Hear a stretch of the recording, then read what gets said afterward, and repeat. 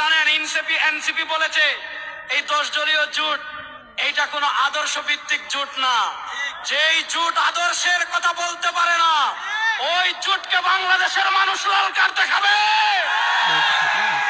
আমাদের নেতা বিশ্ব ইসলামী আন্দোলনের অন্যতম সিপাহ সালার, বাংলাদেশের মাটি ও মানুষের আপসীর নেতা, বাংলাদেশের ইসলামী মূল্যবোধের অন্যতম পাহারাদার মুফতি সৈয়দ মোহাম্মদ রেজাউল করিম পিরসাদ চরমনায় আমাদের সামনে উপস্থিত হয়েছেন।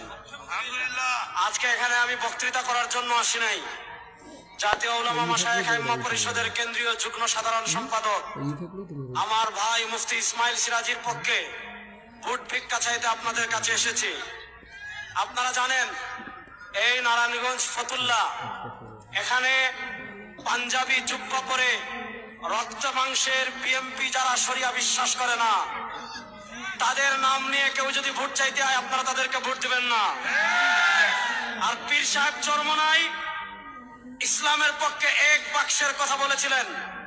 এই ইসলামের পক্ষের এক বাক্সের পক্ষে যাদেরকে দিয়ে ইসলামের পক্ষের বাক্সকে কলঙ্কিত করা হয়েছে তারা হলো এনসিপি।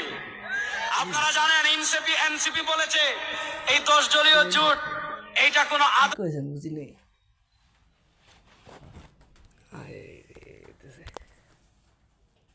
বাইরে তো এই তো বেশি করে